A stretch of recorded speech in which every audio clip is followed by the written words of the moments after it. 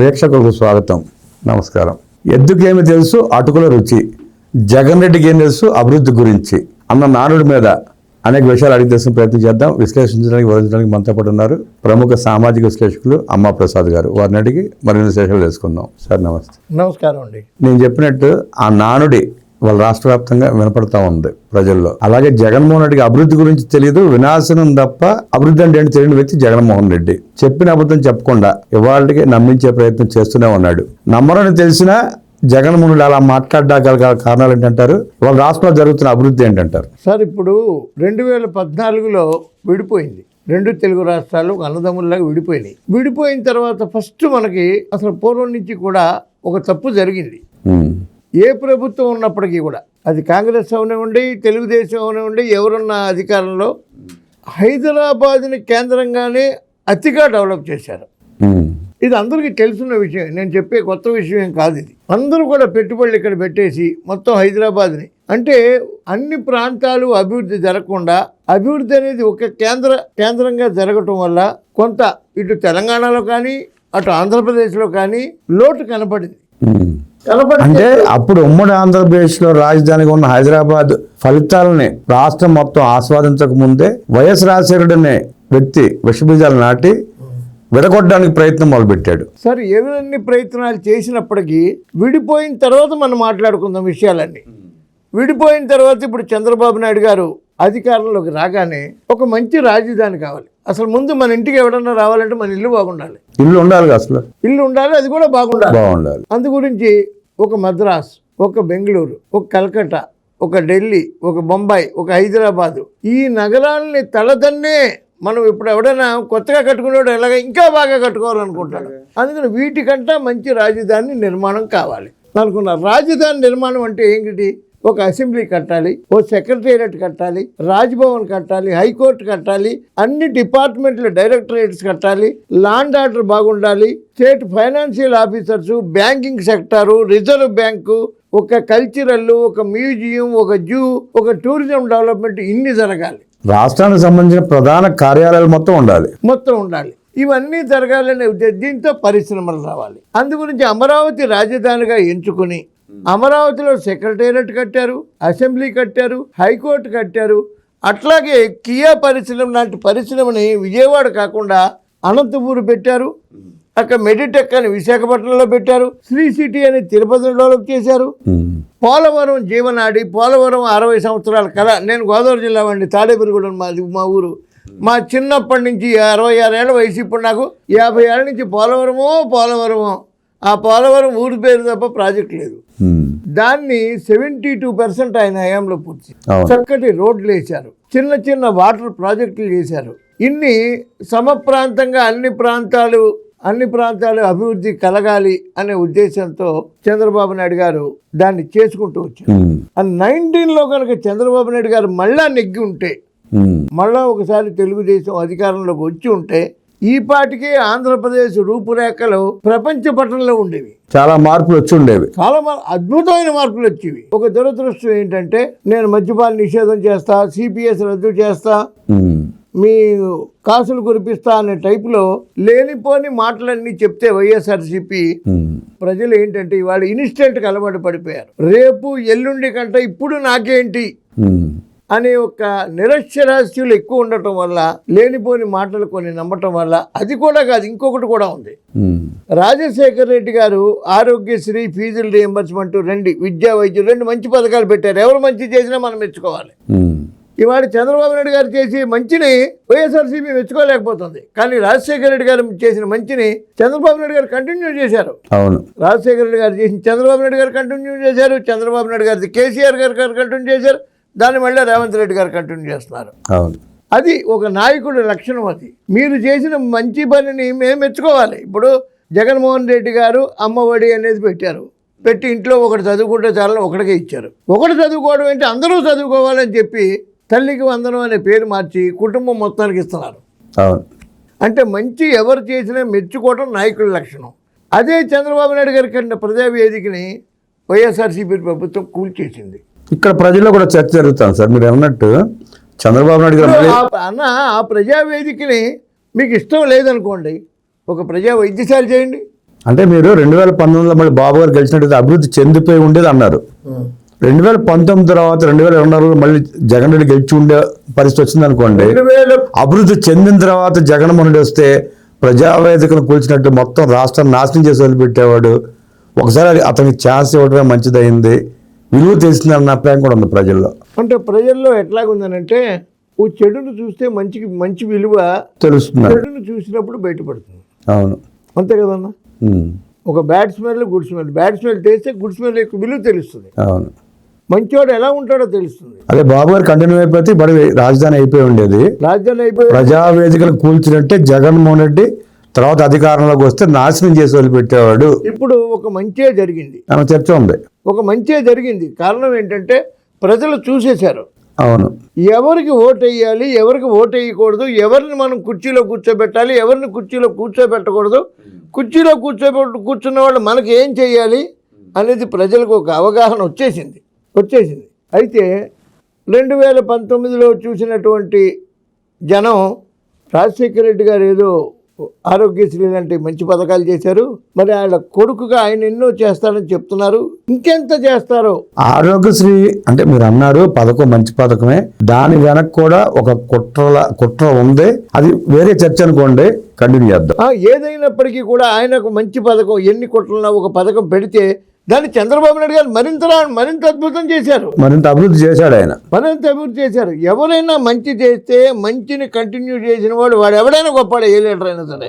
అది లీడర్ యొక్క లక్షణం కూడా. ఇప్పుడు చంద్రబాబు నాయుడు గారిని తీసుకుంటే, శ్రీకాకుళం తీసుకుంటే, ఎర్రన్నాయుడు గారి దగ్గర తీసుకుంటే, ఎర్రన్నాయుడు గారు, యనమల రామకృష్ణ గారు, అశోక్ గజపతిరాజు గారు, ఇలా పోతే సోమిరెడ్డి చంద్రమోహన్ రెడ్డి గారు, ఇవాళ పయ్యావుల కేశవ్ గారు, నారాయణ గారు, మన బ్రహ్మసాని గారు, రామ్మోహన్ నాయుడు గారు, ఇవాళ యువ మంత్రి లోకేష్ గారు, ఎంతమంది లీడర్లు తయారు చేశారండి. పేరు అనర్గళంగా చెప్పొచ్చు. ఇవాళ గూగుల్లో మీరు ఎవరైనా చదువుకున్న వాళ్ళు కొడితే what is the duty of a leader అంటే, it is the duty of a leader to produce leaders, not the followers అని గూగుల్ సమాధానం చెప్తుంది. అలాగే లీడర్లని తయారు చేసిన వాడు లీడరు. ఏమండి ఇవాళ వేమిరెడ్డి ప్రభాకర్ రెడ్డి గారు, ఆయన మన రేపల్లె అనగా సత్యప్రసాద్, మోపుదేవి వెంకటరమణ గారు, వేదమస్తానరావు గారు, వీళ్ళందరూ కూడా వాళ్ళకి ఆర్థికం లేకపోతే అవినీతి అవసరం లేని వ్యక్తులు. వాళ్ళు ఎందుకు వెళ్ళిపోయారు వైసీపీ నుంచి? మరి 5 సంవత్సరాలు తెలుగుదేశం అధికారంలోకి లేదు కదా. ఓ బుచ్చే చౌదరి గారు వెళ్ళిపోయారా, ఓ రామ్మోహన్ నాయుడు గారు వెళ్ళిపోయారా, ఒక అచ్చెన్నాయుడు వెళ్ళిపోయారా, ఒక నారాయణ గారు వెళ్ళిపోయారు. ఎందుకు వెళ్ళలేదు? నిబద్ధత ఏంటంటే నాయకులు వాళ్ళు, they are the leaders prepared by honourable Chandrababu Naidu గారు. అందుచేత ఇవాళ చంద్రబాబు నాయుడు గారిని తెలుసుకున్నారు ప్రజలు. బాబు ఈ 5,000 3,000 నువ్వు ఇచ్చే డబ్బులు 10,000 రూపాయలని, సంవత్సరానికి 10,000 రూపాయలు నువ్వు ఇస్తే మేము చూసుకున్నాం 1865కి ఎంత వస్తుంది 5 ఏళ్లకిను, మా రోజుకి 27 రూపాయలు 30 పైసలు 30 రూపాయలు పడింది.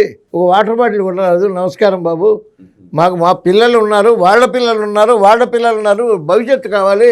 ఇవాళ హైదరాబాద్ ఎక్కడికో పోయింది, సైబరాబాదు ఓ సింగపూర్ స్విట్జర్లాండ్లో ఉంది. చంద్రబాబు నాయుడు గారు మాత్రమే అభివృద్ధి చేయగలరని ఒక అఖండ మెజారిటీ. మళ్ళా పొరపాటున ప్రతిపక్షం ఎక్కువ సీట్లు వస్తే వీళ్ళని గొడవలు చేస్తారు అసెంబ్లీలోని, ప్రతిపక్ష హోదా లేకుండా తొక్కేశారు ప్రజలు. ఇవాళ చంద్రబాబు నాయుడు గారు వచ్చారు, అద్భుతంగా 18 నెలల కాలంలో ఊహించిన అభివృద్ధి, 1 కాదు 2 కాదు.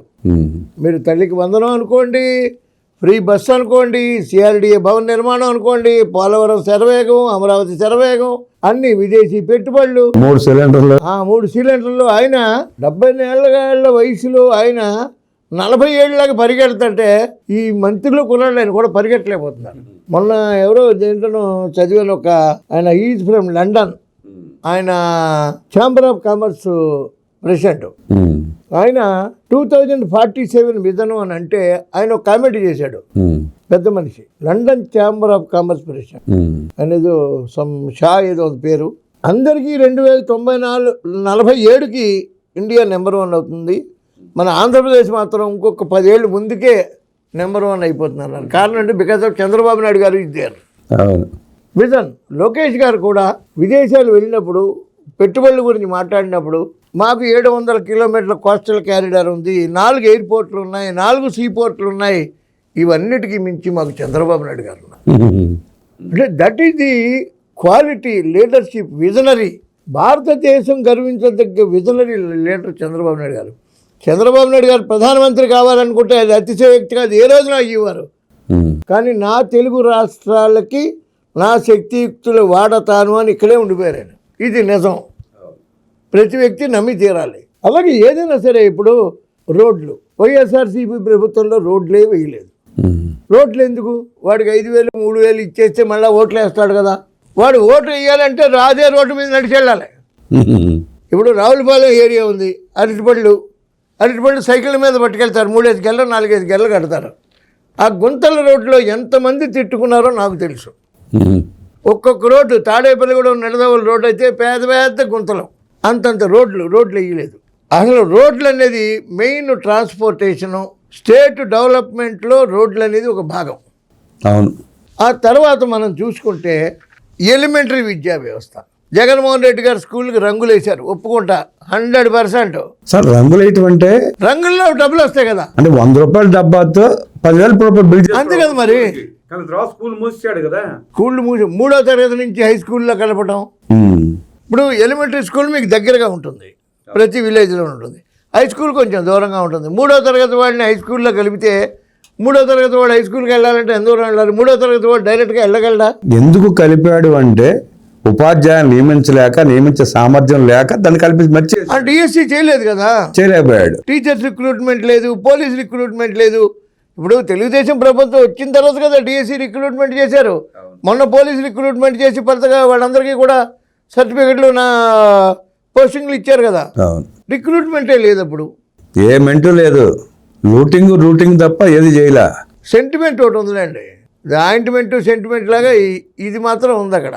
దోచుకోవడానికి మరి 5 సంవత్సరాలు భారతదేశ చరిత్రలో ఫోన్పే గూగుల్ పే లేకుండా లిక్కర్ వ్యాపారం జరిగింది అక్కడ. 5 సంవత్సరాలు ఒక్కరోజు క్వశ్చన్ కూడా చేయలేదు ఎవడు. చాయ్ బండిలో 10 రూపాయలు, నిమ్మకాయ 3 రూపాయలు పెట్టుకున్నా ఫోన్ పేలు నడిచినాయి, లిక్కర్ షాపులో మాత్రం నడవల. నిన్న కాక మొన్న చూశానన్న, టైర్ గాలి కొట్టించుకుని 10 రూపాయలు ఫోన్ పే చేశాడు. అవును. ఇప్పుడు ఎవరి దగ్గర క్యాష్ ఉండలేదు. గౌరవ ప్రధానమంత్రి మోడీ గారు డిజిటల్ కరెన్సీలో సూపర్ సక్సెస్. ఇవాళ సూపర్ 6 అని వైఎస్ఆర్సీపీ వాళ్ళు విమర్శిస్తున్నారు. పైగా వాళ్ళెవళ్ళో మా ముఖ్యమంత్రి కనపట్టలేదు, మా లోకేష్ గారు కనపట్టలేదు. మీ లోకేష్ గారు, మీ ముఖ్యమంత్రి గారు పెట్టుబడులు రావడానికి విదేశాలు వెళ్ళి వాళ్ళు కాళ్ళు పట్టుకుంటున్నారు. మీకు కనపట్టలేదేమో, వాళ్ళే ప్యాలెస్లో పడుకోలే. అంటే కనపట్టలేదంటే వాళ్ళ బ్యాగులు మోయటానికి వెళ్దామని వాళ్ళు విదేశాలు తిరిగి వాళ్ళు కాళ్ళు పట్టుకుంటే రండి మా ఆంధ్రప్రదేశ్లో పెట్టుబడి పెట్టండి, మా యువతకు ఉద్యోగాలు కావాలి, మా రాష్ట్రం అభివృద్ధి కావాలని దేశాలు తిరుగుతున్నారు. మీకు కనపట్టలేదేమో, మీకు పత్రికలు కనపడవు, పత్రికలు చూడరు, టీవీ న్యూస్ చూడరు, మీకంటూ ఓ ఛానల్ ఒకటి పెట్టుకున్నారు. అంటే అన్ని చూసిన ప్రసాద్ గారు వాళ్ళకి ఏ రోజు కూలి డబ్బులు ఆ రోజు కూలి కావాలి, జగన్మోహన్ రెడ్డి కూలి ఇస్తాడు, వాళ్ళు మాట్లాడతారు. అయినా అన్న ఒక పాయింట్, మనం నిజం ఒప్పుకోవాలంటే మనసు ఉండాలి. మనసు ఉంటాడు. జగన్ రెడ్డి పార్టీలు ఎందుకుంటారు? కళ్ళతో చూడాలి, మనసుతో మాట్లాడాలి. వాళ్ళు కళ్ళున్నా కబోదుల్లాగా వ్యవహరించే, అదేదో సినిమాలో కొంతమంది కుర్రవాళ్ళు పుట్టుకతో వృద్ధులు అన్నట్టు వీళ్ళు కళ్ళున్న కబోదులు అనుకోవాలో మరి ఏమనుకోవాలో. ఇవాళ వాళ్ళు ఎలిమెంటరీ విద్యా వ్యవస్థకి రంగులేశారు, టీచర్ లేరు. ఆ టీచర్ రిక్రూట్మెంట్ వాడు తెలుగుదేశం ప్రభుత్వం చేసింది. ఎలిమెంటరీ విద్యా వ్యవస్థలో సమూలమైన మార్పులతోటి లోకేష్ గారు పడే కష్టం. నేను ఎడ్యుకేషనల్ కన్సల్టెంట్ని, నేను 30 సంవత్సరాలు ఎడ్యుకేషన్ కన్సల్టెంట్ని. ఎడ్యుకేషన్ మీద మాట్లాడాలంటే డిబేట్లో ఎవరినైనా రమ్మనండి, టోటల్ వైసీపీ కట్టుకుని కూర్చుంటే నేను సమాధానం చెప్తా. ఎడ్యుకేషన్ మీద నాకు అంత పట్టు ఉంది.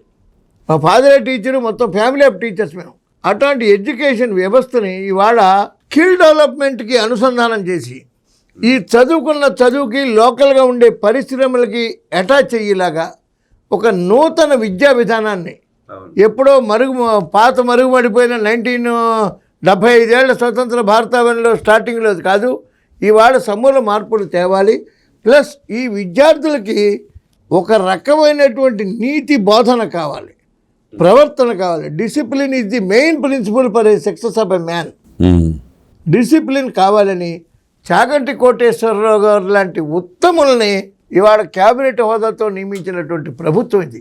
అంటే ఈ ప్రభుత్వానికి యువత బాగుపడాలనే ఆలోచన ఎంత ఉంది అనేది ఒక్క చాగంటి గారి నియామకంతోనే తెలుసు, స్పష్టం చేసినట్టు అయింది. యువత బాగుండాలి, వాళ్ళకు నడవడిక బాగుండాలి, ప్రవర్తన బాగుండాలి. ఇవాళ చూడండి, ప్రేమ అన్న ప్రేమ. ఇవాళ చంద్రబాబు నాయుడు గారు చక్కగా ప్రేమగా, లోకేష్ గారు కూడా ఎంత ప్రేమగా, ఎంత గౌరవంగా మాట్లాడతారు. ఇవాళ నేను ఒక చిన్న పాయింట్ చెప్తా. పుట్టపర్తి అని ఒక ఊరు ఉంది. ఎంత శుద్ధ పల్లెటూరు అది. అవును, నేను 1975లో వెళ్ళా పుట్టపర్తి, 50 ఏళ్ల క్రితం. మారుమూల పల్లె అది. మారుమూల పల్లె. ప్రపంచంలో 200 దేశాలు వచ్చాయి పుట్టపర్తి. డాక్టరే లేని పుట్టపర్తికి సూపర్ స్పెషాలిటీ హాస్పిటల్ వచ్చింది, విశ్వవిద్యాలయం వచ్చింది, రైల్వే స్టేషన్ వచ్చింది, రైల్వే స్టేషన్, ఎయిర్పోర్ట్, ఇన్ని వచ్చాయి. ఎందుకు వచ్చాయి? సత్యసాయి బాబా గారు చూపించిన ప్రేమ. ఆయన ప్రతి ప్రసంగంలోనూ మొట్టమొదటి వర్డ్ ఏంటి తెలుసా? ప్రేమ స్వరూపులారా.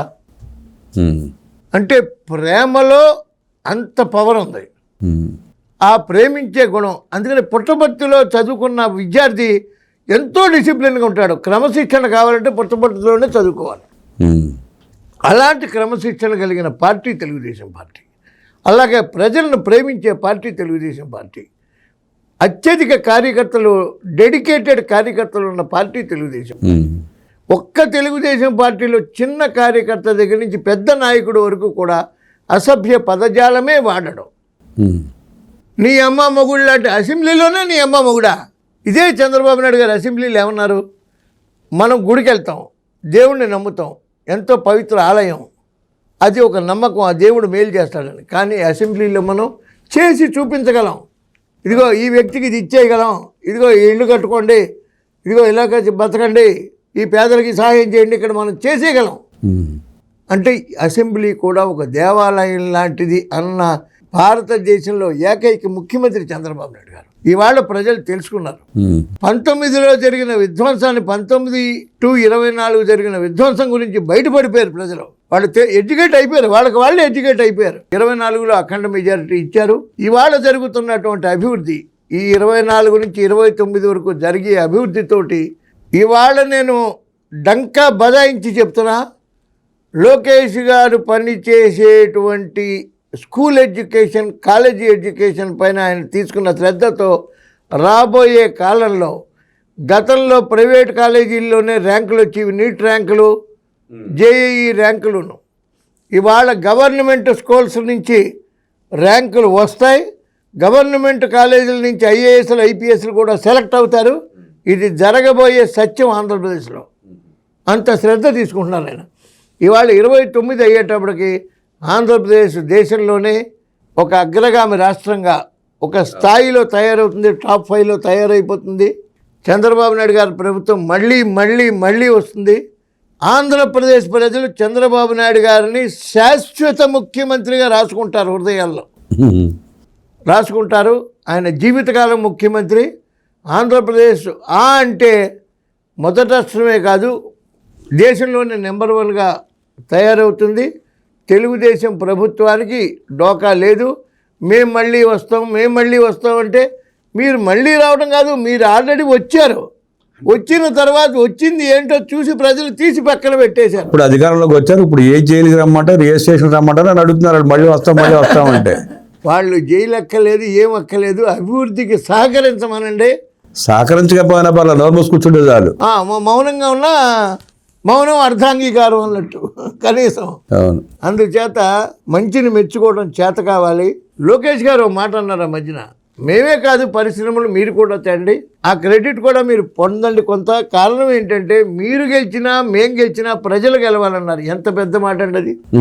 ఆ మాట అనడానికి చాలా సంస్కారం కావాలి. సంస్కారానికి ఆస్కారం లేని వైసీపీ వాళ్ళు తిరస్కారానికి గురయ్యారు. వాస్తవం, అంతే కదా. ఎప్పుడు కూడా ప్రభుత్వం సంస్కారవంతమైన ప్రభుత్వం, సభ్యత కలిగిన ప్రభుత్వం, మంచి భాష, మంచి నడవడిక, మంచి సాంప్రదాయం, ఇవన్నీ కాపాడుకుంటే ల్యాండ్ ఆర్డర్ ఆటోమేటిక్గా చక్కగా ఉంటుంది. భవిష్యత్తులో ఆంధ్రప్రదేశ్కి తిరుగులేదు. చంద్రబాబు నాయుడు గారి పరిపాలనలో ఆంధ్రప్రదేశ్ సర్వతోముఖాభివృద్ధి సాధిస్తుంది. జై తెలుగుదేశం, లాంగ్ లీవ్ చంద్రబాబు నాయుడు గారు. సమకాలీన రాజకీయాల మీద అభివృద్ధి ప్రదాత దార్శనికుడు చంద్రబాబు నాయుడు గారి రాజకీయం గురించి, జగన్మోహన్ రెడ్డి అసమర్థ రాజకీయ నీచ చరిత్ర గురించి అద్భుతంగా విశ్లేషించిన అమ్మా ప్రసాద్ గారికి ధన్యవాదాలు తెలియజేస్తూ నమస్కారం.